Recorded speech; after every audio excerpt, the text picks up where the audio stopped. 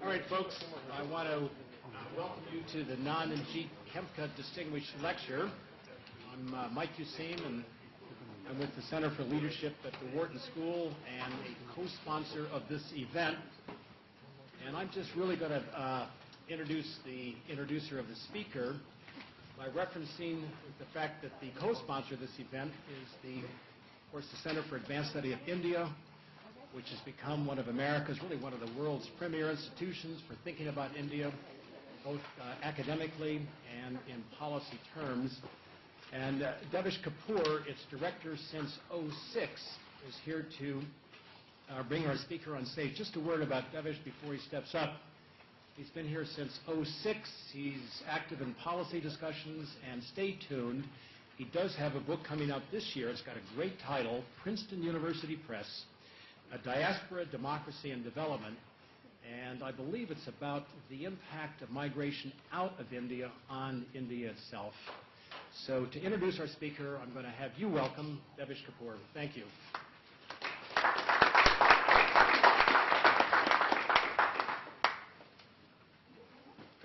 Thank you all for being here.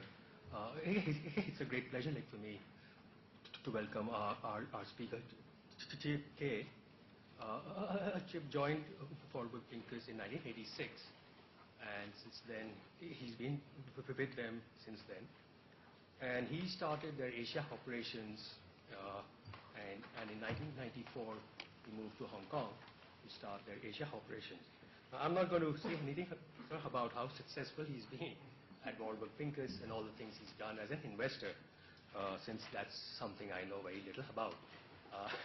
But I would like to say something why he's here, and why I am introducing him, and that's because he joined my board of CASI last year, and so largely in discussing with him over the past year, I think he recognizes more than most people the tectonic shifts which are taking place and the immense sort of implications of the rise of China in particular and of India and what it means for the United States.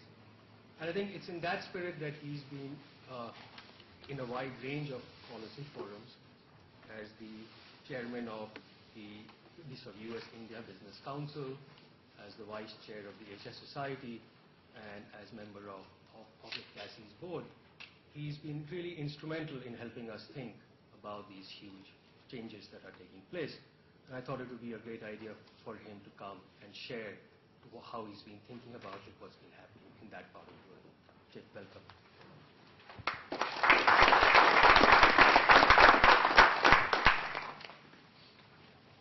Well, I'm delighted to be here. I want to thank Devesh for the opportunity to do so. I've always had a bit of a complex about Penn, in that my two partners that I started our Asian business with, Chung Sun and Dilip Pathak, were both Penn grads.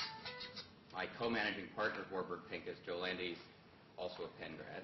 And my wife Cheryl is a Penn grad. So I've had a real complex as to whether or not I should have some deep affinity here, or whether I'm sort of got some inner trouble over not having been a Penn grad.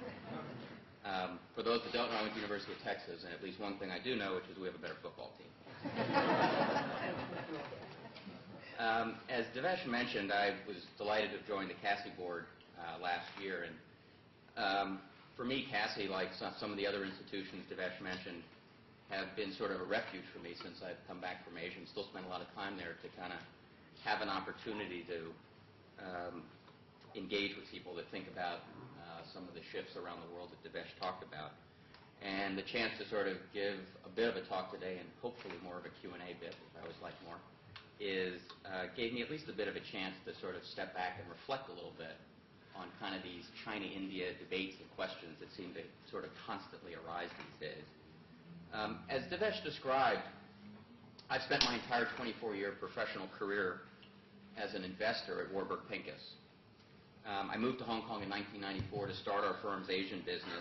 I lived there for 6 years, and parts of me have really never left. Over the last 15 years, Warburg Pincus has invested about $5.5 billion in Asia, more than 80% of which was in China and India, and interestingly, almost split down the middle. As a result, I get dragged into these China-India debates all the time, and it's become a topic I kind of rather enjoy, although sort of hard to try to cover it in a short bit of time this evening. My perspective really isn't that of a development economist or a political scientist or a social anthropologist, but rather that of an investor. And in general, I've often thought the two really have quite little in common, other than their billion-plus populations, and the fact that they're misunderstood and often misunderstand each other. I tend to find that descriptions of each fall prey to these sort of simple slogans with rather little substance: hardware versus software, manufacturing versus services. Maybe it's really maybe it's as simple as this cartoon depicts. I saw it actually 5 years ago, and it actually seems prescient more about the United States than it does either China or India. As for China and India, I find it interesting we also tend to see each of them in extremist tones, and it's hard to ever find any balance in the discussion. China seems to be either being accused of unfair trade, IP infringement, currency manipulation, human rights abuses, and industrial espionage, or it basks in the glow of a great economic success story, lifting hundreds of millions from poverty, experimenting with elements of democracy, and winning acclaim for an accountable and accomplished bureaucracy, which has positioned China as the next great global power. In India, the contradictions are endless. A spiritual, otherworldly place, but still struggling with an awkward caste system. An IT juggernaut, but still home to some of the most extreme and visible poverty anywhere in the world. The world's largest democracy on the verge of superpower status, but still struggling with a confusing bureaucracy and political party structure. A secular state with the world's second largest Muslim population, but in a volatile and complicated relationship with Pakistan. Finally, we tend to frame all of these discussions as a choice, one versus the other, as opposed to recognizing the very different paths taken and the valuable lessons that can be learned from each. So my agenda for today is 3 simple questions. First, why do China and India matter? I want to start by discussing some of the really remarkable changes we've seen in these two countries over the last 30 years and their increasing relevance to the global economy. Second, how have their development paths been different from an economic, political, and societal perspective? Finally, what are the implications for investors? So why do China and India matter? The question kind of may seem silly now, but we actually didn't tend to think about much of either one of them until rather recently. In fact, when I was in school, mental images of both tended to be of impoverished societies with really limited relevance to the world. I even remember taking Western Civ. Despite rich histories and ancient mystical cultures, both really missed the Industrial Revolution, and at least in terms of economic development, lost their way for more than 150 years, as you can see on this chart. According to the economic historian Angus Madison, from 1820 to 1950, GDP per capita declined by 25% in China and was roughly flat in India, while it rose 5 times in Europe and 10 times in the United States. The U.S. economy in aggregate growing over that period of time more than 100 times. Events in and around World War II were traumatic for both, as both freed themselves from external powers. Both had charismatic founding fathers with very peculiar views of economic development. And they each remained rather inward focused, and by 1980 they constituted a couple of % of global GDP. And then for very different reasons, the path for each changed rather dramatically. In China, by the end of the Cultural Revolution and Mao's reign, the country had a per capita GDP of about $300, and essentially no trade or engagement with the world. A tortured first 30 years of Communist Party rule was ended with the open-door policy of Deng Xiaoping in 1978, whom I think actually may be one of the most underappreciated figures in modern history. With such seemingly simple statements, it doesn't matter if a cat is black or white as long as it catches mice, ideology was out, and a fundamental commitment to modernization was established. The transformation of the country over the next 30 years is perhaps the most remarkable improvement in socioeconomic conditions in human history. GDP rose from about $150 billion to $4.3 trillion, 10% for 30 years, with per capita income up 10x in a single generation. The massive rise in urbanization is the most visible dimension to those who visit. Actually, the picture on the left is one I took when I was first there in 1982. And when I go back, it bears no resemblance whatsoever to the China kind of on the right that we all are used to seeing these days. China now has something more than 200 cities with a population of more than 1 million, with something like 15 million people a year moving into the cities, and it's building some of the most modern infrastructure in the world. India's situation 30 years into independence wasn't that much different. Turning against its colonial past and influenced by Nehru's Fabian socialist education, policy tended towards protectionism, with a strong emphasis on import substitution and state intervention under what was known as the license Raj. There would be some progress in the 1980s under Rajiv Gandhi, but the turning point was 1991. A balance of payments crisis in that summer pushed the country towards bankruptcy to be saved by IMF assistance. Again, ideology was out, and a new economic policy of liberalization and reform was launched by a somewhat soft-spoken finance minister, now Prime Minister, Manmohan Singh, as he declared, industrial licensing will henceforth be abolished for all industries, except those specified, irrespective of levels of investment. Maybe a bit less grand than Deng Xiaoping, but the Indian entrepreneurial spirit was unleashed. Beginning with the IT services story, success spread across other sectors as reforms progressed. 15 years later, India has become the world's second fastest growing economy. While the progress may seem less robust to the casual traveler, it's the soft infrastructure which propels India versus the hard infrastructure in China.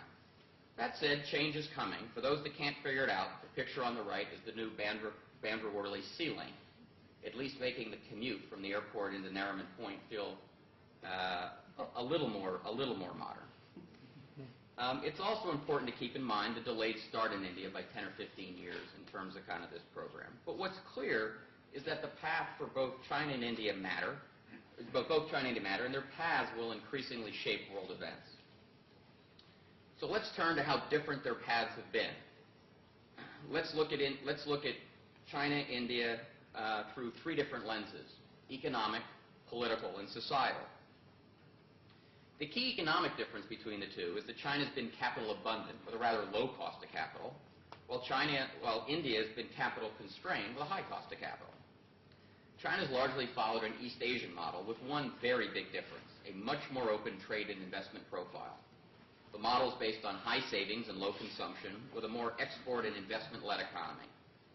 China has had a somewhat weak financial sector, but in a very effective state, with strong fiscal dynamics and low debt. The result is high GDP growth, though not always the most efficient growth. India has been the true Fabian socialist experiment: modernization with universal suffrage and a commitment to a state-directed, planned economy. The economy is more balanced between consumption, investment, and exports, but the high cost of capital and bureaucratic regulatory regime has retarded the growth of the manufacturing sector and physical infrastructure. Essentially, why build anything capital intensive when the cost of capital is so high? As a result, you see in India, industry accounts for only something like 29% of GDP versus something in the high 40s in China. India also has a somewhat weak fiscal regime with high debt as well as poor public services. While there are many factors which explain these different economic profiles and the growth gap between the two, the principal reason is simple: savings rates. China's growth has been based on very high savings rates, well in excess of 40%, upon which capital investment in manufacturing and infrastructure grew in sort of a virtuous cycle. This rise in savings began with the early agricultural reforms in the 1980s.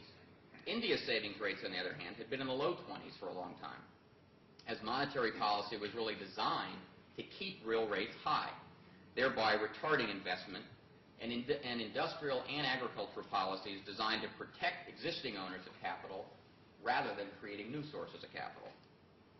As economic reform has progressed, Indian savings rates have risen quite dramatically, as you can see in the chart, the sort of green line, which you see beginning to go up and to the right, with both savings and investments rates now well into the mid-30s. Demographics, which are shown in the bubble, the triangles that you see coming down, have also played a role, as India is kind of just entering its demographic sweet spot. with a declining birth rate and rising new workers relative to population. In other words, its age dependency ratio is going to continue to decline, whereas China has sort of peaked, and you're going to begin to see its line level off. No discussion about China and India can occur without the inevitable focus on the democracy question. Interestingly, I think this focus plays to those in power in both countries. In China, it justifies the reason to not want it. Look how much better off we are without it. And it has sort of India to point to as sort of a marvelous example. While in India, democracy, in some sense, justifies not providing anything else. Since you're allowed to vote and say whatever you want, there's no need for health care or education or infrastructure. Just without at all trying to get drawn into a debate about the broader merits of democracy, I've sometimes said that the difference between China and India can be seen as one between accountability and legitimacy. India, clearly quite,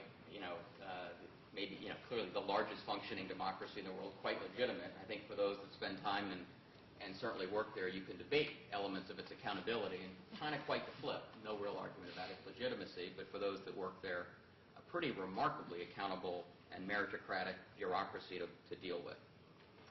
I find it kind of interesting on the margin that it's really India that has struggled more with dynastic and familial politics.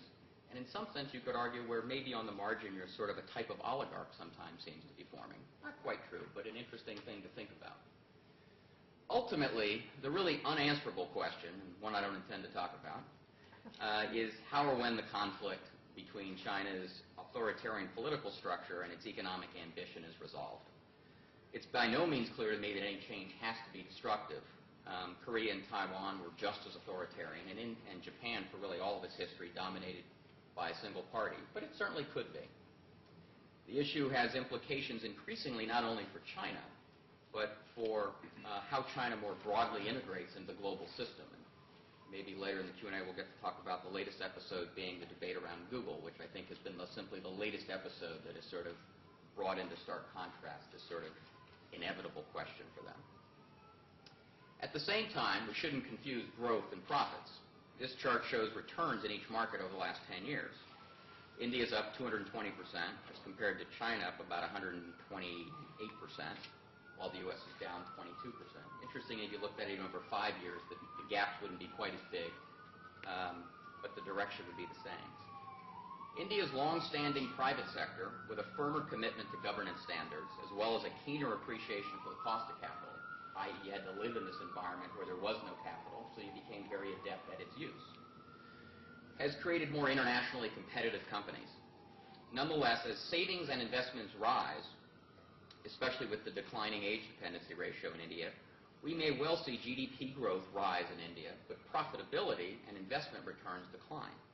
It's actually not a bad thing when it comes to thinking about employment creation, which is probably the bigger, more relevant issue for India. And as for investors, just be careful what you wish for. The relative success of both China and India and their very different economic and political structures shows that there's simply not one path for other emerging markets to follow. I might argue that it's better to find a better model for economic growth than China given its record over the last 30 years. At the same time, it's probably harder to find a better model for nation building, given India's ability to create a functional multi-ethnic society without really even a common language. In fact, the most important distinction may be to understand the very different social and cultural contexts of China and India. Much of the driving force behind the different paths taken can be traced to the different starting points, and the relative egalitarian bias in China and the elitist bias in India. The humiliation of the Opium Wars, the destruction of the country in World War II, and the social upheaval of the Cultural Revolution destroyed the traditional class structure in China. When he came to power, Deng Xiaoping unleashed a broad transformation based on a return of economic growth, technological progress, and social stability. It was the reconstruction of a society in which the elite had really been decimated, and there was a broader sense of common good. In India, British rule and the struggle for independence never really disrupted the social order. The elite retained control throughout the struggle for independence, have been somewhat more concerned with protecting their own interests, and are generally more comfortable with the existence of a servant class. The 1991 crisis was a financial shock and sparked a trend of economic policy changes, but it wasn't social upheaval. The social challenges for each are also quite different, given their very different demographic profiles. This chart up here reflects changes in the composition of the global workforce, arbitrarily set as those between the ages of 15 and 64. And what it looks at is changes to that population of 15 to 64 over the last 25 years, i.e. from 1985 through 2010, as well as to expected changes over the next 10 and 25 years. The U.S., you see, continues to grow, albeit more slowly than it has. Europe and Japan are now declining, and in Japan's case, quite dramatically. China continues to grow before peaking in something like 10 years. And India grows by another 50%, or 300 million people, in the next 25 years. A different way of looking at this issue would be to consider median age data. In India, the median age is 25, 34 in China, 37 in the United States, 42 in Europe, and 45 in Japan. This also means that China and India are going to face different social challenges going forward. For China, it's growing old before it grows rich. So China will age quite rapidly, especially in light of kind of the one-child policy, which advanced its sort of demographic dividend. But it's not yet had time to build the social infrastructure to go with it. It's also one of the reasons you see the high savings rates. For India, it's going to be creating opportunity where it's created aspiration, in the growing ranks of young people. It's remarkable to think that nearly 40% of Indians were born after 1991. They don't want to hear about how it's better now than it was. They want jobs, and they want to participate in the new economy. So what does this mean for investors, especially in the context of the recent global downturn? Let's start with China. In my view, more than any other place, China went directly into the economic headwinds of the financial crisis with a very aggressive set of policies. Significant fiscal stimulus, loose monetary policy, coupled with aggressive bank lending and a wide variety of administrative measures enacted to rekindle growth. It worked quite well, and the worries have already dramatically shifted back to overheating. I think the next year is going to be quite interesting to watch as to kind of how China's general economic policy framework evolves. How China begins to shift more towards consumption and domestic demand as kind of the export opportunity it's clear no longer can be the engine for their growth, though it'll be relevant. And whether we begin to see the start of a long and sustained rise in the renminbi. Much as we saw in Germany and Japan during their rise, something maybe that doubles over the course of a decade or more. However, and here's the caveat, those who want to already see China as a global engine of growth and an economic savior are likely to be disappointed. It's not yet an economic superpower. Its GDP is still about a quarter of the United States, though maybe in 10 or 15 years it's going to be rather different. Still on the margin, China is a story for many industries, and it's increasingly difficult to see any global issue resolved without its engagement. The attraction for investors to China has always been simple. Its macro profile, growth. And capital always chases growth. The issue for investors in China has always been a micro challenge, finding profitable investments that play to these powerful economic trends. China's growing financial strength can occasionally make it even harder as the domestic financial institutions are gaining strength and the regulatory complexity increases. I continue to believe that China may represent the most significant long-run opportunity anywhere in the world for investors, though it hasn't and won't be easy. So if China's been a great macro, tough micro story, India's the opposite. Tough macro, great micro. The intellectual underpinning for our own investment focus in India 15 years ago was the recognition of these very difficult macroeconomic conditions, which had led to a high cost of capital and lack of capital. Our framework was simple: provide genuine risk equity capital in a capital-constrained market with high real rates, which had made assets cheap and entrepreneurs more adept at its use. While macroeconomic conditions have improved materially over the last 15 years, which sort of underpinned the returns we've been able to generate, several key vulnerabilities really remain, particularly around fiscal policy and a continuing dependence on foreign oil. Combined with the inevitable administrative and political impediments around interest rates, monetary policy has also been constrained. Nonetheless, India managed through the crisis actually reasonably well, and it's recovered quite quickly. Notwithstanding the macro issues, as I said, it's the micro which has driven India's success. With a strong soft infrastructure, a long-standing sense of business, and a reasonably strong financial sector, India's entrepreneurial spirit and talent have been unleashed. In the long run, I think India maybe more so than China, its path will be defined by its own actions. I think it's going to continue to get more challenging, but I think India remains an attractive investment destination for the patient and the persistent. Let's finish by considering, let me back up. Let's finish by considering some specific investment themes in the context of our own current portfolio. In economies growing as fast as in China and India from such low base levels, the numbers of people who enter higher levels of consumption grow exponentially, the area under the curve, if you will. There are so many charts and studies by various people that kind of try to break consumers into various categories and then want to show this progression over time and up the socioeconomic ladder. But for us, we saw this consumer story, play out most dramatically in the cellular phone industry and our own investment in Bharti. As you can see, cell phone subs grew dramatically in China and continue to rise, now more than 700 million.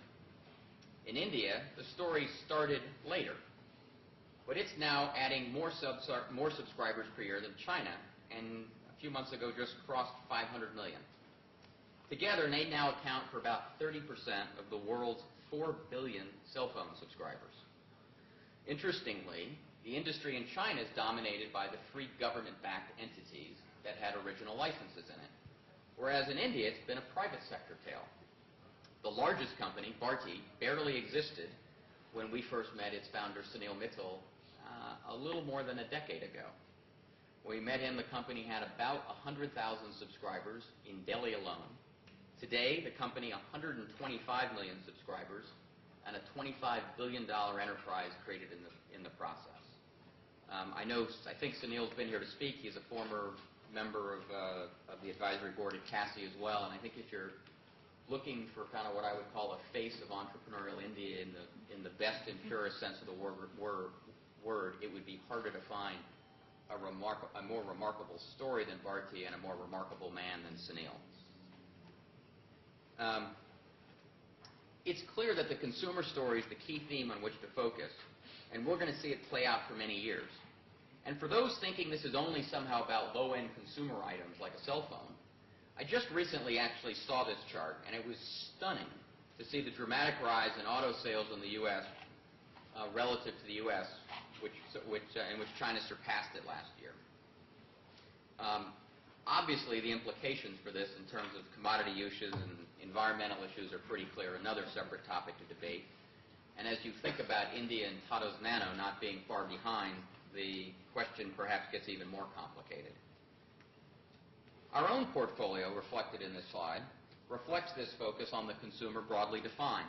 Kind of broke it into 4 buckets relative to what I think of as being some of the key trends that we really play to. You can see the largest bucket of sort of consumer-focused stories kind of up in the upper left-hand box here. For us, the focus on the consumer doesn't mean just sort of a core consumer product story, but rather areas across the consumer and retail industry, as well as in areas like media, financial services, healthcare, education. In China, there's InTime, which is the largest department store chain in Zhejiang province. RCS, the 3rd largest quick-service restaurant chain after Yum Brands and McDonald's. Haiyao, one of the largest pharmaceutical companies in China in the northeast, in Harbin. Sinutra, an infant baby formula. Tianyu's K-Tone mobile phones. Tulip's outdoor advertising business, the giant LED boards that you see there. Lepu and cardiac stents and other medical devices, which actually just completed its listing on Chinex, which is the new Shenzhen growth board, in what we think was really a path-breaking development for investing in China. In India, we've been more active in financial services through Kotak, ICICI, and Max. We've also invested in traditional media in Dainik Bhaskar, which completed its listing in India just a few weeks ago. Outdoor media through Laksha, and in hospitality through Lemon Tree. While this consumer trend is clear, it's also important to recognize that industries can develop in very different ways emerging markets as compared to developed ones. So, for example, if we looked at the retail space in China, the stores like In Time or Guomei or other things we've invested in before tend to operate more without the inventory and supply chain issues, which tend to get the inventory issues which tend to get buried more in the supply chain. And for those that have been sort of watching the battle of sort of the entree of Western-style supermarkets in India, it's been fascinating to actually watch them really stumble out of the gate, underestimating the power of the local small grocer. We've seen it in the news. We've seen it in the media businesses, where we tend to sort of come at it from a U.S. perspective, not recognizing that the trends can play differently in different markets. Obviously, many of the traditional media outlets in India unavailable for investment, and therefore you see more active development in sort of so-called new media businesses, whether it's video streaming into subway cars and elevators and outdoor media and things like that, because the traditional channels are more blocked. And in India, quite the flip, where it kind of does have still a very vibrant and active newspaper industry, which still accounts for a very large chunk of it, and more stunted development in other areas. And both are sort of really continuing to develop areas like healthcare, which I think will play out in a very different way, hopefully, than it has here in the U.S. The second largest concentration of investments for us has been in infrastructure. Home building and energy storage infrastructure in China, and coal beneficiation and power development, electrical products used in construction, the deepest water port, which actually opened last summer in Andhra and the coast in Gangavaram, and a premier engineering and construction business in India. The infrastructure theme's been harder to play in China, given government involvement in the sector, but it, I think, is rapidly emerging as one in India, where the government's clearly constrained in terms of what it can do, and it's increasingly prepared to invite private sector participation. On the other hand, real estate, residential as well as commercial and retail, has been much more available in China, I'd say, given some continuing issues around land title and in some places artificially high land prices. As you can see, the first two categories of these investments, constitute the bulk of our own portfolio. Both really play to these domestic source themes around domestic sources of demand. We have fewer, but some investments which cater to the more global markets. You can see those in the bottom. In services outsourcing, businesses like W&S, which is a leading BPO player in India, and Wuxi, which is a leading pharma R&D outsourcer in China. In technology, we started RDA in China in the fabless semiconductor business around telephone handsets. And we have an investment in Moser Baer, which is focused on solar cells in India. In the basic industrial and manufacturing businesses, we've invested in things like Amtech Auto and Alliance Tire and specialty off-highway tires in India. As expected, some of these companies that are a bit more focused on global activity had somewhat more difficult years, but most were bought well, remain pretty well positioned as high-quality, low-cost suppliers, are recovering with a rebound. And I'd say most interesting to me, all are now becoming increasingly focused on domestic market opportunities, sort of export markets having lost a little bit of their allure in the downturn. We've covered a lot of ground, and I want to make sure we've got time for questions or discussion or what everybody would like to talk about. I sometimes think that these China and India debates can really miss the broader point. The rise of China and India are not about the decline of the United States or anybody else, as Fareed Zakaria wrote in his 2008 book, The Post-American World. He describes what we are living through is the third great power shift of the modern era, after the rise of the Western world and the United States as the rise of the rest. And the point he makes is rather simple. Participation in the global economy has moved beyond the 1 billion people in the U.S., Western Europe, and Japan, to the billion-person populations in China and India and the 3 billion people elsewhere in the world. We may even come to see the recent financial crisis as one of those inflection points or sort of crucial moments when this shift became even clearer. China and India are at the forefront, and the world will need to accommodate them and hopefully benefit from it. The fact that they've each defined their own paths is a positive, as it suggests that others will find their own way, given their own economic, political, and social realities. I started by stating that China and India had little in common other than size. I'll end with one other similarity, which has become clear to me during my own time in these markets And as I've spent time with the entrepreneurs you just saw in the companies we backed, a sense of hope and excitement about what lies ahead. And that similarity, more than any other difference, may be what matters most. Thank you.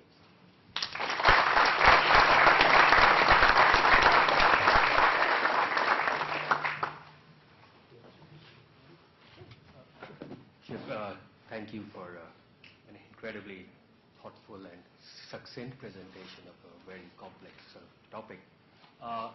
We're sort of open to the questions, if anyone would sort of like, gentlemen. This is about China. China introduced recently RMB-denominated fund and put certain restriction on foreign investors. What do you think in the future the implications are for American or foreign investors in China in light of the rapid growth of the RMB-denominated fund and the new regulation restricting ownership by foreign investors? There's sort of two different issues, I think, that are buried in it. One of them is there's no doubt to me that the increasingly, as I sort of alluded to, the increasingly large pools of domestic capital in China are going to be a difficult challenge for sort of foreign investors to confront.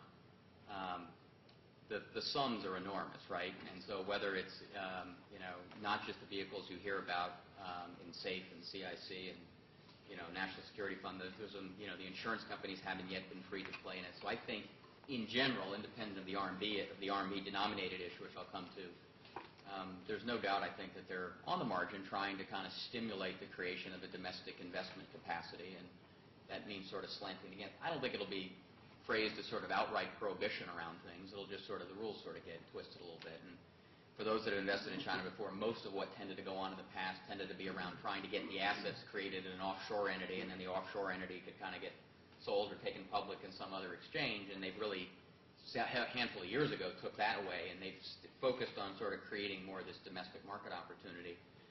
But there are ways for foreign investors to play in it. I think I alluded to our investment in this Lepu Medical, which is a interesting business in the cardiac stent business, which was incorporated domestically. It's actually three major shareholders were the entrepreneur, us, and a Chinese state-owned shipbuilding company.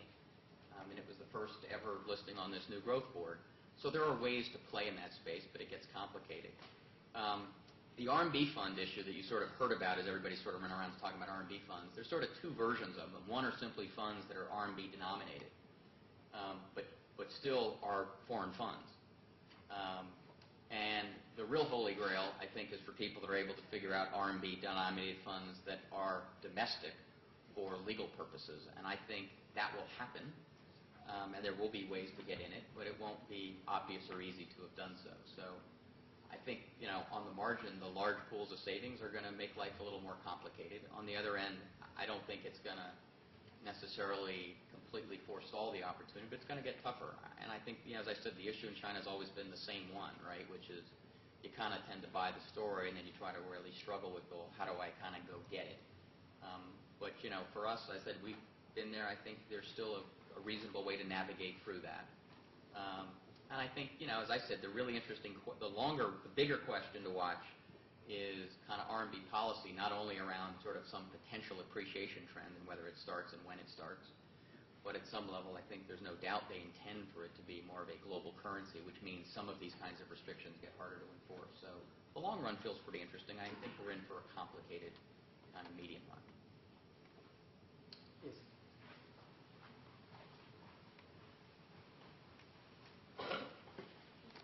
I saw you have China Greentown as part of your portfolio. As a high-end developer, I was wondering if you can share some of the thoughts on the ever-rising housing prices in a top-tier city like Hangzhou, and also, some of the thoughts just generally on the asset bubble in China. I always find it easy people talk about an asset bubble in a place that has a fundamental housing shortage. It's like people on the one hand sort of talking about the dramatic overcapacity in China in every industry, and then worry about inflation. So I think the answer to the question is, I think in China there's multiple markets to it, and I think there's no doubt that I'd say there's two different trends that are at play. And I mean, Greentown's been one of the things we've invested in, but it's been a handful of things. There's clearly one market that's at the very top, right? And I think for that market, it's really not particularly relevant in many ways to the kind of core China story, because it's about the rich elite part of society kind of wanting to kind of find the most modern, expensive real estate in Beijing or Shanghai, just as they look for it in London or New York. And that market, I think, is where everybody tends to write the articles about either nobody's buying or everybody's buying, and the price sort of goes crazy. And Greentown plays in portions of that environmental market, but the bulk of it's actually pretty, what I'd call kind of mid-market, pretty affordable housing for, I wouldn't call it the lowest end of the socioeconomic in that ladder, but kind of the middle market element of things. And I think that opportunity always has fits and starts, largely related to the availability of credit. But the fundamental underlying demand is almost insatiable. I mean, if you've really got something on the order, nobody can really figure out the numbers, 10 or 15 million people a year moving from farms into cities, it's almost impossible to imagine you could ever build enough housing that would sort of satisfy that demand. And I think the ups and downs that you see tend to be less created by the underlying demand structure than it tends to be by changes in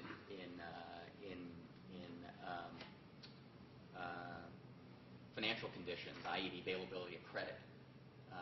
That tends to be more at play. So I think that's one of those long-run trends that's going to be around for a long time, but there's always going to be volatility, if you will, around the trend. Yes, here. Sorry.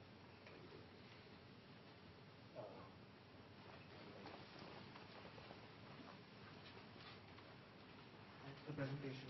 Looking at the Warburg success in India over the last 15 years, a lot of PE firms have now come to India, set up bases here. The recent one being KKR and then Blackstone impacts. A lot of people say that there's a lot of capital chasing PE opportunities in India. What is your sort of crystal ball on the PE environment? Well, I always thought it would be difficult to be the only person in a market. So on that level, I think it's great. There's more people there. I think some of my colleagues sometimes sort of yearn for the days when we sort of tended to be kind of pretty early there. The reality is, I think more and more players showing up to provide capital is a great thing, because it becomes more self-reinforcing. I think in the early days we spent a lot of time almost proselytizing about what private equity really is and what it was and how it functioned, and the reality is it's now, if anything, I think the entrepreneurs have gotten themselves a bit too educated on the topic. So in general, I think it's a good thing. I do think that, in the financial crisis a year ago, you saw a little bit of a sifting out about who really intended to be there and who didn't. In hedge fund world, you probably saw it more dramatically, where hedge funds had become, indeed become their favorite child in the couple years before, and they virtually all disappeared from the market. I think in private equity, they've, by and large, been a little more committed to it, in part because I think legitimately, for many firms, they're trying to figure out what their role is in life. So if you defined yourself as I only want to do incredibly large leveraged buyouts in the world, or you kind of need to find a new mission. And if you think about kind of where capital, as I said, chases, it tends to be growth. And when you say what grows, you can always find maybe something. Well, the reality is what grows is China and India. So the notion that sort of they're ending up there is, I think, rather logical. I think they're also ending up there by virtue of their own portfolio companies that are sort of coming there. So I think it's good. It's great. I hope we're going to end up with a really vibrant domestic industry in India as well. I think that's a big positive. I'm seeing elements of that already with, at least I know of a handful of cases, young people kind of creating some more smaller cap size private equity kinds of funds. I think for some of the big guys, they'll have the fortitude to stick with it. I think for some of them, you can already see signs of getting frustrated by the environment. Some of my colleagues in India wished I'd sort of sometimes stop participating in policy forums and the like that make things more efficient there, because it makes their jobs harder and makes it more appealing for others to go there. But the reality is, I think India's a long way from getting to be easy. And I think, frankly, it's taken us 15 years to have even a semblance of a thought about how to find our way through it. So I think it's kind of a good thing. It's a positive to me, and I think they'll each find their own way. It's a little bit like my comment on housing in China.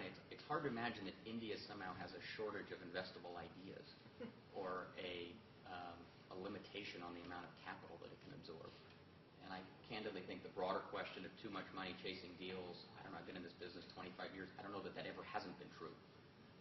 I think it's an inexorable rise that, it's just always going to be true, and you kind of got to get over it.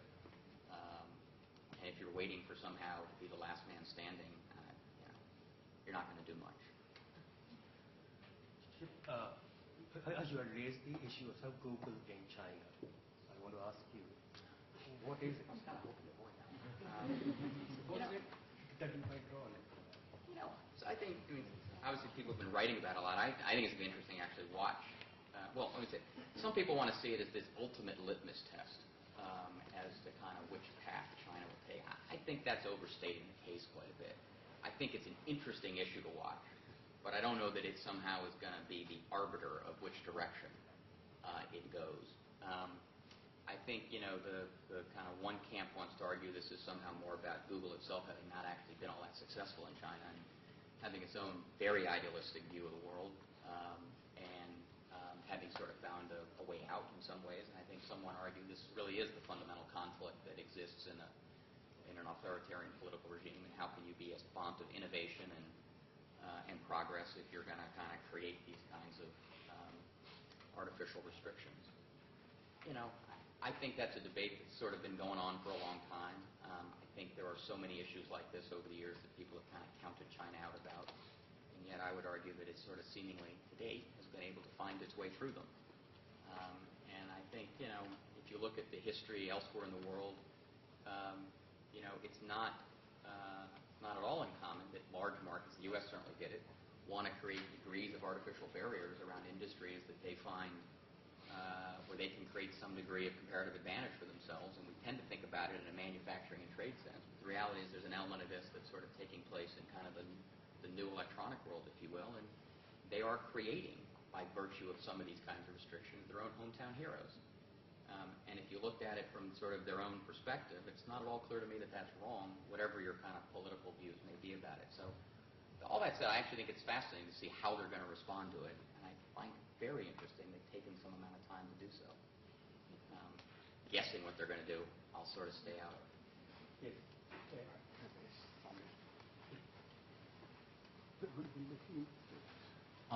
In terms of industries where there's a lot of government intervention in China, can you talk about your views on regulatory risk and also your investment strategy in industries like healthcare or infrastructure? I actually think while I would say it's easy, which is China tends to tell you what to stay out of.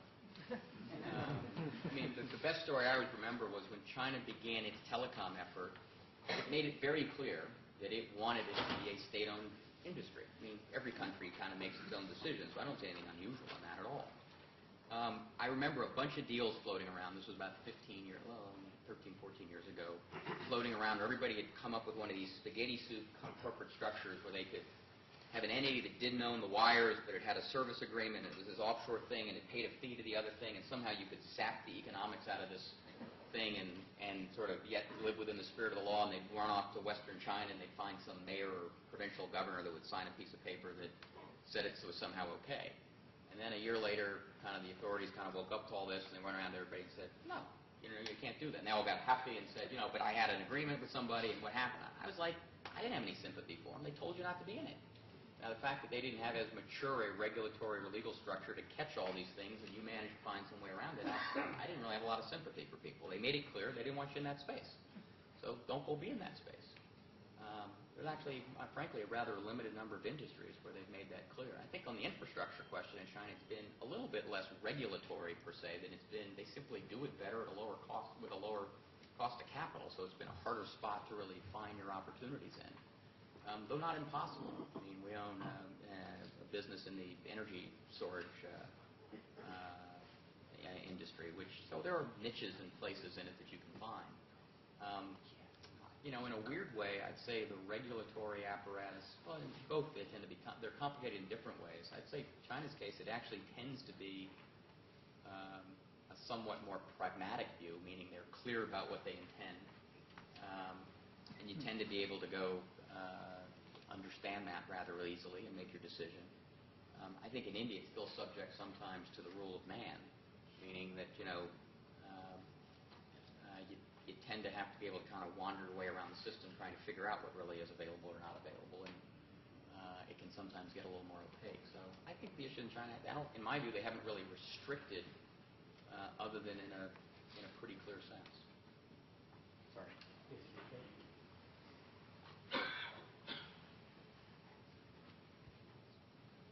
Thank you for a very insightful paper. I was wondering if you could comment a little bit about your insight that the constraints on capital in India led to rather adept entrepreneurs.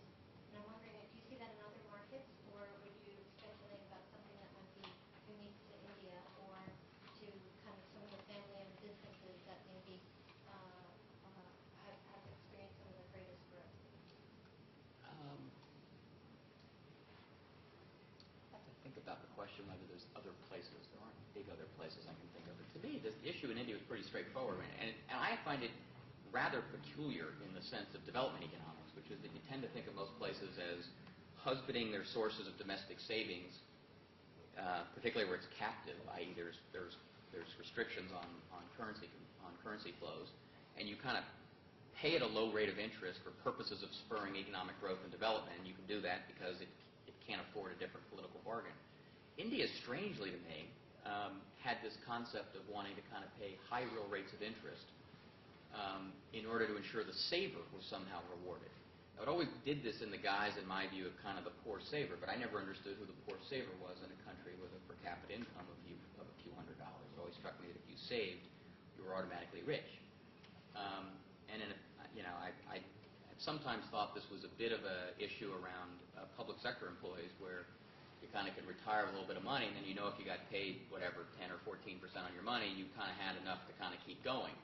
It always struck me that if your issue was to deal with government pensions, it'd be far cheaper to go pay them a certain amount of money that you wanted to pay them rather than hold hostage all of monetary policy.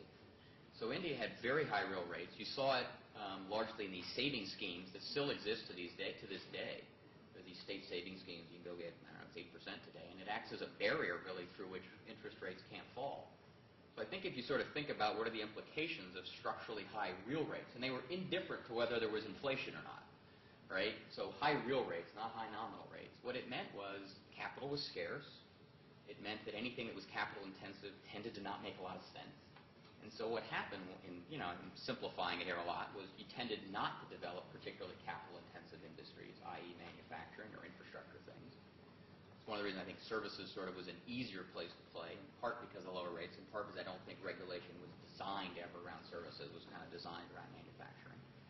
But I think also it meant that entrepreneurs, because they didn't have it and it was expensive, got really adept at its use. And so at least when we showed up for the first time in kind of the early mid-93, 94, what we sort of saw was this very interesting environment where you said high real rates made assets cheap. It made entrepreneurs adept at the use of capital, and it was hard to find. And the one thing we had was equity capital. So there was sort of this, if we thought that the environment was somehow likely to change, right, you could, a combination of buy things cheap and provide capital to people that you thought knew how to compound it at high rates, and if you kind of made good bets in those, you'd do well over time. A lot of that story is played out in India, and I think it has shifted, but I think there's still remnants of it that are a little bit true. I always find it fascinating. The moment India begins to tick up a little bit, like it's done in the last quarter, immediately everybody shifts into when the RBI is going to tighten, and they probably will. I'm not sure it's wrong, some other issues, but I think it has been a bit of a, it has acted as a bit of a constraint. One of the issues around constraint. Yes, sir.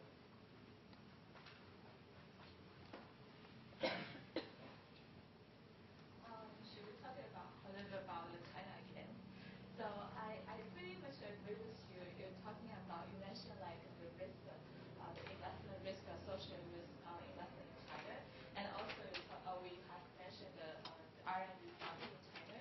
So I'm thinking about whether you think for foreign investment in China, do you think there's an opportunity for you to lobby or persuade those China domestic funds to invest in your fund in China, and so that there will be, you have more opportunity to invest in China, including infrastructure, healthcare, all the high profit mean, we've worked collaboratively with a number of the Chinese financial institutions. I think I sort of alluded to, we own a stake in one of the largest, it's something more than $1 billion in revenue, pharma companies in China called Kaye, which is based up in Harbin in the Northeast. And it's actually one of the few things we've done that's kind of has state-owned heritage. It was originally 100% state-owned. And we worked out a deal with CITIC Capital, which is obviously a division of CITIC, which has a little bit of a special place in China, but run by an individual we all knew pretty well.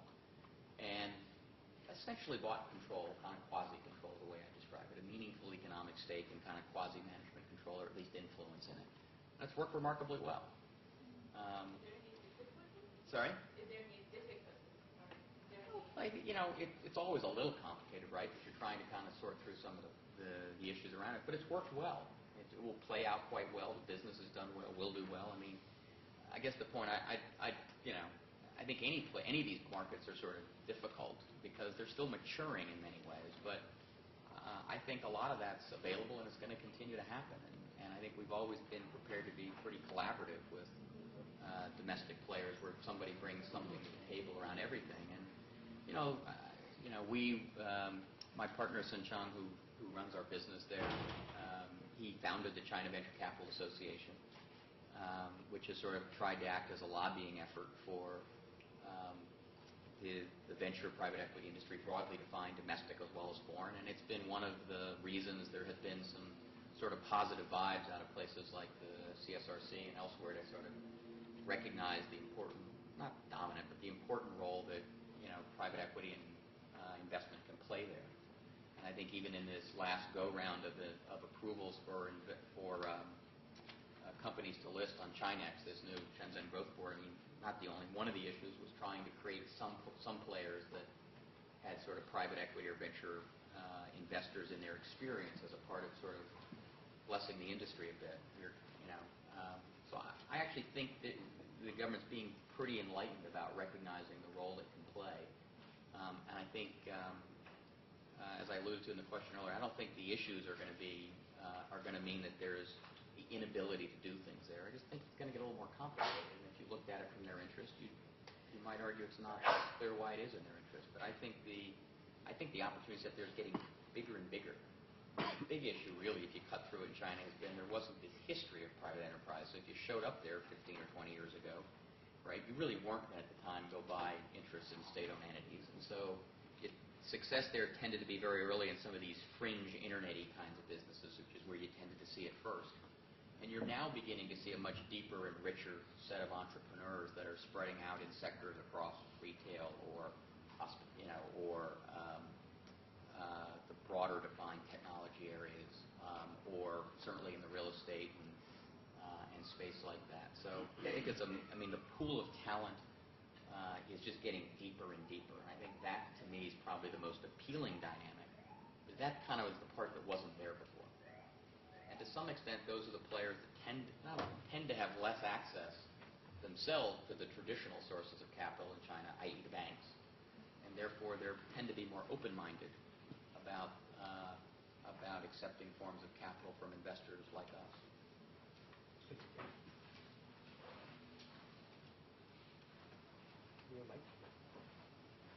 Thank you. I'd like to go back to the macroeconomic story for a moment. We've heard very persuasive arguments about what's going to happen to China in the next 20, 30 years, or going up to 2050. And we've heard equally persuasive arguments about India as well. Of course, these are projections and much can happen between 2010 and 2050. I'd be curious, Chip, if you'd talk about what are the 2 or 3 things you could see go wrong, such as they would derail either the China story or the India story in the next 10 to 15 years. Well, look, I think you're dead right. I think sometimes people act as if the China and India rise is inevitable. And I don't think it's inevitable. I just think it's possible. And I think the worst, in some ways, elements of the best and elements of the worst thing that ever happened to both was this sort of so-called BRIC thing that started to then project out into 2050 and they're going to dominate the world and all the other sorts of things. And, especially sitting in Wharton, people understand enough about compounding. If you take any small number and compound it at a rate over a very long period of time, you can get some really distorting results. So I think especially some of the numbers around those things are particularly misguided. Even if you're positive, it strikes me as being in the camp of the extremist views on the positive side.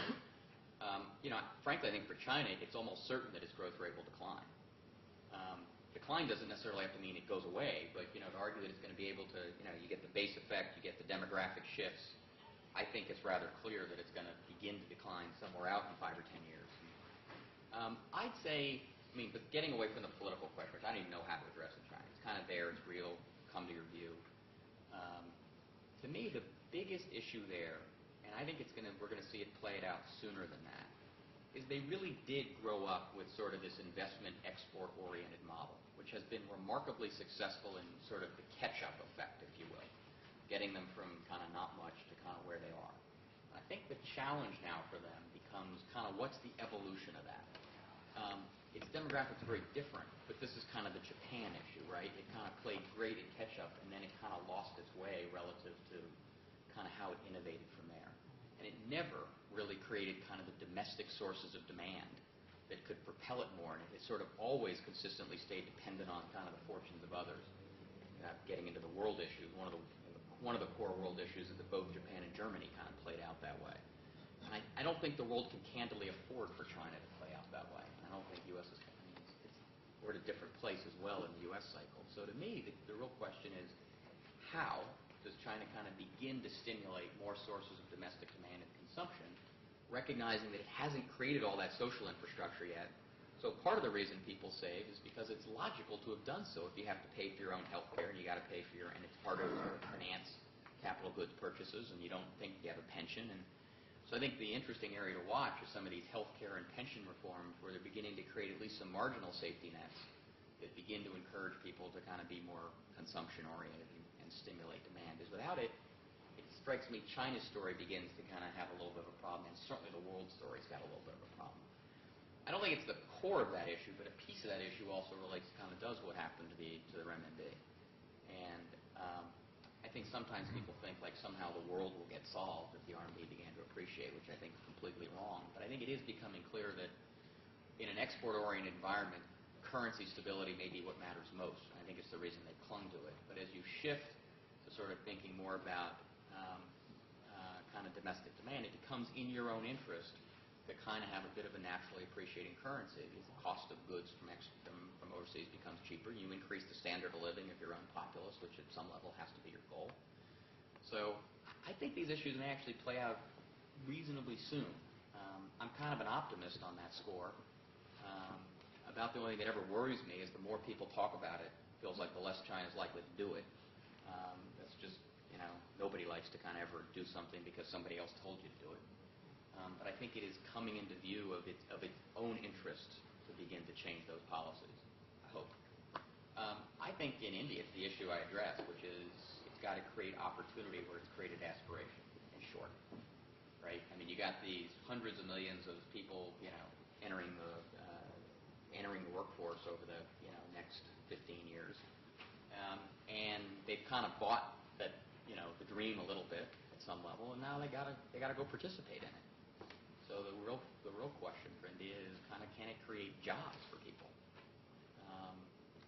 To me that's the biggest issue that kind of sits in. I mean, you can get worried about the bureaucracy and all that. That is what it is. To me, the issue is it's got to create. If it doesn't do that, I mean, then you can end up with sort of social and political implications that are pretty complicated. And the answer to that can't just be kind of call centers or something, right? I mean, that's sort of silly. While that's propelled it to a degree, it's got to have a broader flavor to it. It's one of the reasons to me, for example, if I could pick an issue buried in the pile that you'd sort of say you could change one little thing that might have a lot of repercussions, it'd be real estate. I mean, the number of industries that ultimately end up with a real estate problem where it's difficult and complicated to gain title and the land's too expensive because of the artificial supply-demand imbalance. And that's one of the core infrastructure issues. It's the housing problem. It's the retail issue. And those are some of the industries that you can really think of as creating large numbers of employment that go into the construction and the infrastructure and broadly defined.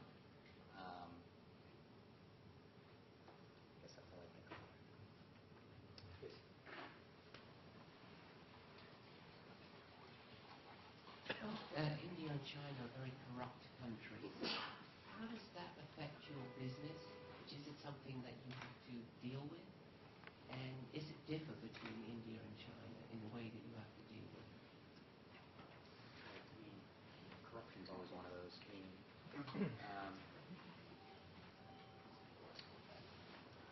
Not to make a social commentary on the United States, which sometimes strikes me as not being all that radically different. I remember having a fascinating conversation with a good friend in China once who was trying to essentially ask me why it wasn't the United States who wanted to pay the person who used to sit in an important seat in order to influence the person who now sits in the important seat. Wasn't it better just to deal with the person who's currently there? Struck me as not a bad thought. Look, they're both immature places, and they are living through that sort of first generation, if you will, robber baron era. If you go back and read, which I did when I first moved to Asia, tons of history about the late 1800s here, it wasn't all that pretty.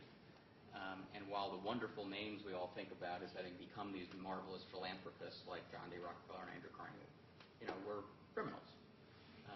And so I think, frankly, I'd argue the version of what goes on there probably doesn't rise anywhere to the occasion of kind of what tends to exist here, whatever, 100 plus years ago. So, that said, I would, in a more practical answer to your question, what I'd say is if you go to markets like that and you make it clear to people that you just don't play by those rules, frankly, they don't tend to show up.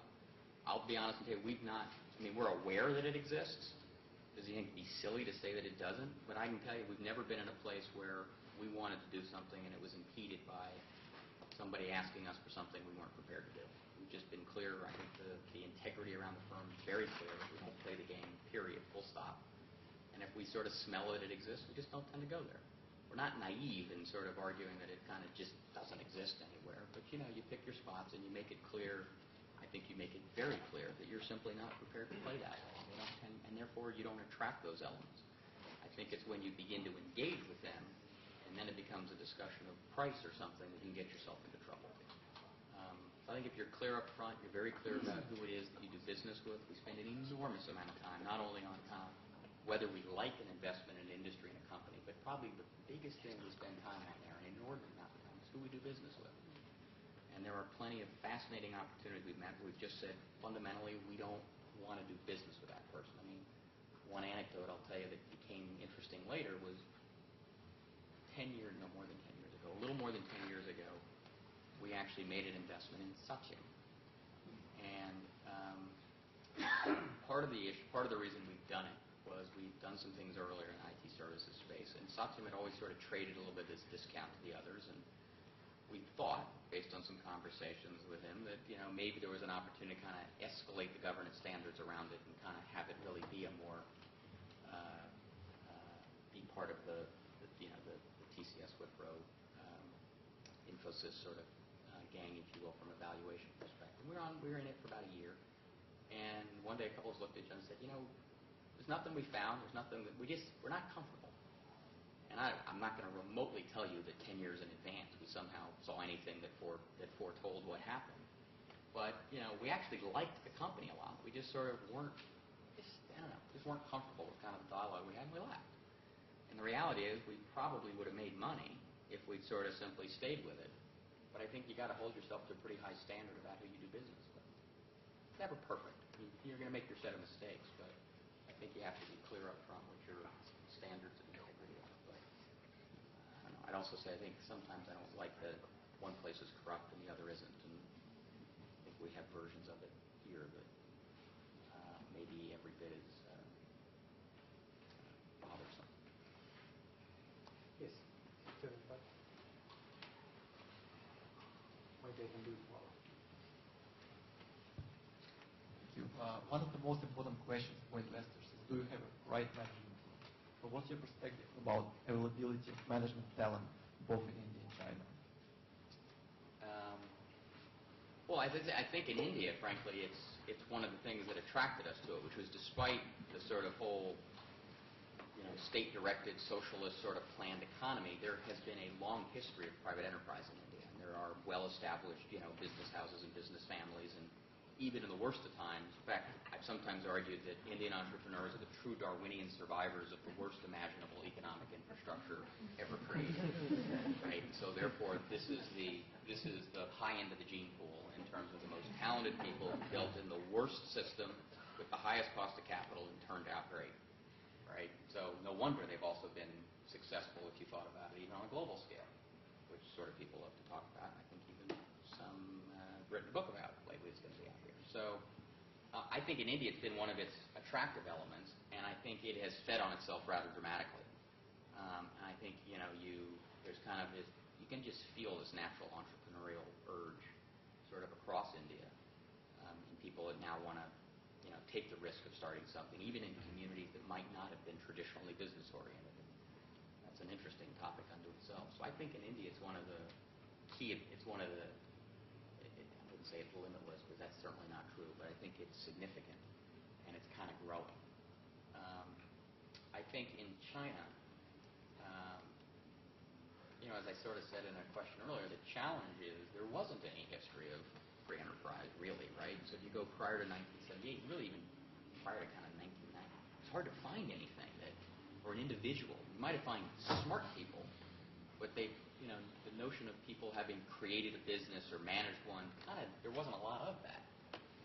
And I think that sort of has been one of the difficult issues. And I think if I go back from our earliest days of investing there, I'd say one of the challenges you had, you then the whole industry went through a phase of kind of getting enamored of, because you couldn't find people there that had done it before. You said, well, I'll back someone who's ethnically Chinese and had been successful elsewhere. So in Taiwan or the United States or elsewhere. In some cases those worked, but in many cases what you discovered was they didn't understand anything about China. So they might have been ethnically Chinese, but they didn't understand China. In fact, I've sometimes used the line internally that ultimately came to the view that speaking English for one of our Chinese entrepreneurs was a yellow flag. A red flag was a yellow flag. It said be careful, because go figure out why. Because the answer to the question is they haven't been there forever, right? Or careful. And it may be less true in some of the tech areas and things like that. And I'm sort of more for effect than anything. But I'd say that's what's changing most in China, is that there's more and more of that.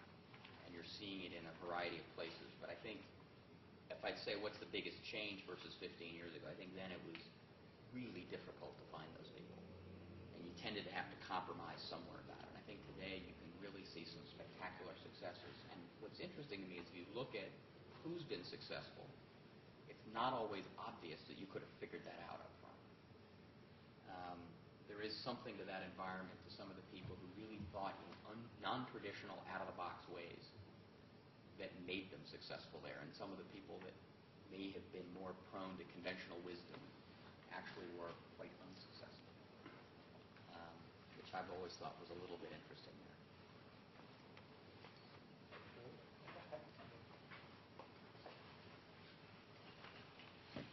Hey, good evening, Chief. Thank you very much for your very insightful presentation. I'm going to put in two quick questions here. First is, how involved are you with the operations of, the companies that you choose to invest in, especially in light of recent scandals that we've heard about, industries, food or toys. And my second question, I'm going to use that to use your personal experience to segue a little bit into Hong Kong. And I'd just like to know what you think about the role of Hong Kong in the near future. The answer to that is we are investors, not managers. So our goal, not just in China and India, but elsewhere, is not to sort of think that we know how to run a company better than anyone else. I sometimes say if anybody in our firm wakes up and discovers they're the CEO, that's a sign of failure, not success. So our goal is not to do that. Our goal is to kind of find opportunities where we can provide capital to a talented entrepreneur looking to build or grow a business in some way, shape, or form. That doesn't mean we're not engaged in the business at sort of a board level, if you will, in sort of thinking about organizational development and strategic issues and issues around financing and capital structure and whatever it may be, and recognizing there's sort of a set of experiences we have having backed, 600-odd businesses over the last 40 years that we can bring to bear in some way. But somewhere there's a line that exists between trying to recognize your talent as an investor and then thinking that you actually know how to run a business. And there's plenty of stories of people who sort of confuse the two. And at least for us, we're kind of clear about what our goal is. So we're engaged in them, but I don't think we run them. And part of that means they don't all work by any stretch. I think one of the real still very much a business of finding the handful of winners rather than worrying so much about where you made your mistakes, because you always will. But that said, we obviously always get concerned when somebody finds themselves into trouble. And I don't know if it was the Sinatra milk thing that prompted the question or not. But those certainly do exist from time to time. In terms of Hong Kong, I don't know. I mean, I've lived there. Maybe we'll live there again. No. So kind of would.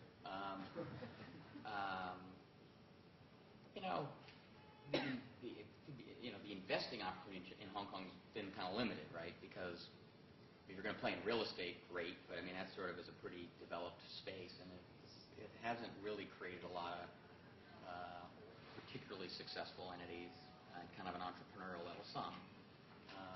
So it hasn't been a place we've done a lot of direct investing, though. We still have our office there. Whether Hong Kong turns into kind of the financial center, which is sort of the thing everybody loves to debate, I think is sort of on the margin right, but probably not completely true. And I think there's always going to be a little bit of this tug-of-war that's going to go on between Hong Kong and Shanghai as to kind of how that ultimately plays itself out. There's no doubt that at the end of the day, though, in one way, shape, or form, Hong Kong at some level acts as this incredibly small funnel on this giant opportunity, and it will benefit from it, and it's doing so. And so whether it's from a financial markets or bank or property or other perspective, I think Hong Kong's clearly tied to its fortunes in a pretty dramatic way.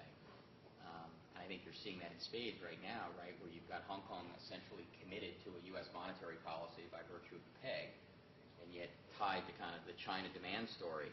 And if you're worried about asset bubbles, go stare at land prices in Hong Kong right now, which are through the roof. And in its case, really without any real ability to do much about it. So I don't know, fascinating place to me. Love being there, and it'll be tied to it. But I don't think. I think sometimes it's going to be the financial center bit gets a little overblown. We have time left. So for more the question here, one more, and then after that.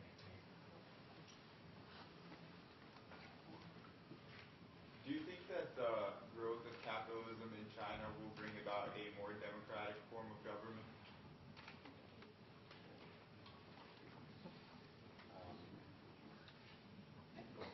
I'm not a political scientist, but I think some people clearly want to make that argument, right? I think some people have looked at it, have said that at certain levels of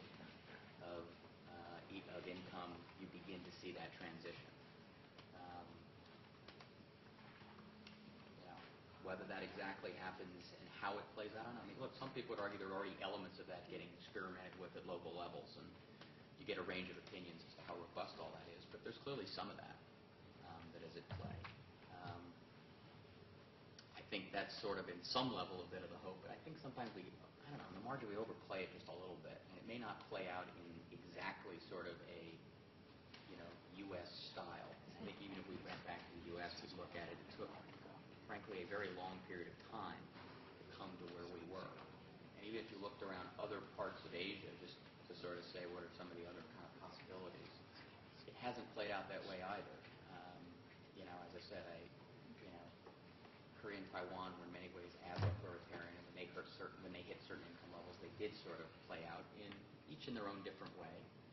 And other parts of Asia, whether it's Japan or Singapore or whatever, Singapore's a city, so it's not really, I think everybody loves Singapore as an example. There's not much of an example. Still a pretty one-party dominated. So I don't know. I mean, I think on the margin, I do think that is the argument that everybody makes as to kind of why to kind of continue to. It is the argument that a certain set of people make. I think it's on the margin a little bit true. That is, it has to be sort of the human nature, right? Which sort of says as you attain greater success and you sort of want some ability to participate. But whether that takes the form of kind of an exactly Western style democracy, I think there's a range of answers around that. And sometimes possibility it doesn't work. These are naive not. Given the very different background environment in China and India, I guess it will take different skill sets and style to succeed in those environments. Could you comment what are the major differences you see the successful Chinese entrepreneur versus successful Indian entrepreneur?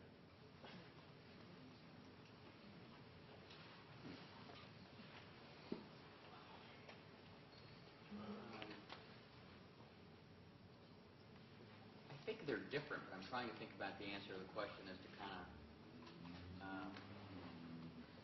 whether I think the core issues that make them successful probably have more in common. And I think there is an